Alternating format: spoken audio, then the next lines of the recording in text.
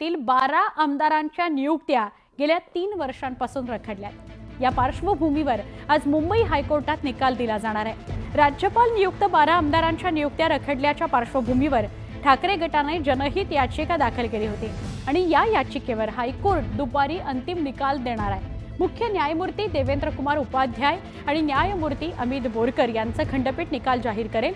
या निकालामुळे 12 आमदारांच्या नियुक्तीचा गुंता सुटणार आहे। ठाकरे गटाच्या याचिकेत काय दावा करण्यात आलाय त्यावर आपण नजर टाकूया। ठाकरे गटाने जे दावे केले होते ते काय आहेत ते बघूयात आपण। ठाकरे गटाच्या याचिकेवरील दावा बघा। 12 आमदारांच्या नियुक्त्यांसाठी मवियाकडून नावांची शिफारस करण्यात आली। भगतसिंह कोश्यारी यांच्याकडे आमदारांची यादी पाठवण्यात आली। कोश्यारी यांनी यादीवर वेळीच निर्णय घेतला नाही असा सुद्धा आरोप झाला। म्हणजे या याचिकेत तो दावा करण्यात आलाय। यादी जाणून बुजून रखडवली असाही आरोप आहे। महायुतीने नियुक्त्या मार्गी लावण्याच्या प्रक्रियेमध्ये खो घातला असं ठाकरे गटाच्या याचिकेत म्हटलंय। कोश्यारी आणि महायुतीची कृती राज्यघटनेच्या विरुद्ध आहे। ठाकरे गटाच्या याचिकेतील दावा काय आहे तो आपण बघितला। आमचे प्रतिनिधी प्रशांत बांग यांच्याशी आपण या सगळ्या संदर्भात बोलणार आहोत। प्रशांत, काय अधिक माहिती या याचिके संदर्भात?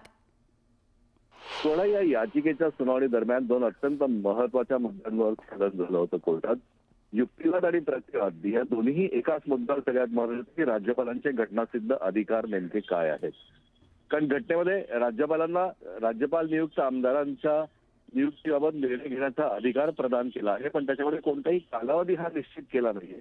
त्यामुळे घटनेने राज्यपालांच्या अधिकारावर कोणता कायदा अतिक्रमण करू शकतो का, त्यांना कोर्ट निर्देश देऊ शकतं का, त्यांना सूचित करू शकतं का, या सगळ्या मुद्द्यांवर डिस्कस करत जातं। त्याचा निष्कर्ष जो आहे तो कायद्याच्या दृष्टिकोनाचा जर आपण बघितला तर कोणताही कोर्ट, कोणताही न्यायाधीश हे राज्यपालांना आदेश देऊ शकत नाही, पण सूचित मात्र निश्चित करू शकतं। अर्थात हा झाला कायद्याचा भाग। सगळ्यात महत्त्वाचा मुद्दा आहे की 12 आमदारांमधल्या 7 जणांची नियुक्ती नवीन आलेल्या महायुती सरकारने करून टाकली आहे। त्यातले काही आता विधान परिषदेमध्ये सुद्धा निवडून आलेले आहेत।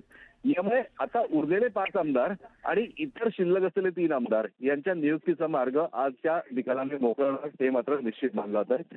देवेंद्र कुमार उपाध्याय जे मुख्य न्यायाधीश आहे आणि अमित बोरकर यांच्या द्विसदस्यीय खंडपीठ न्यायमूर्तींच्या आज जो निकाल दिला जाणार आहे हा निकाल दूरगामी परिणाम करणारा आणि दिशादर्शक नक्कीच असणार असं आपल्याला नक्की म्हणता येईल। नक्की प्रशांत, धन्यवाद। आपण सविस्तर माहिती दिली त्याबद्दल। मुलुक महाराष्ट्र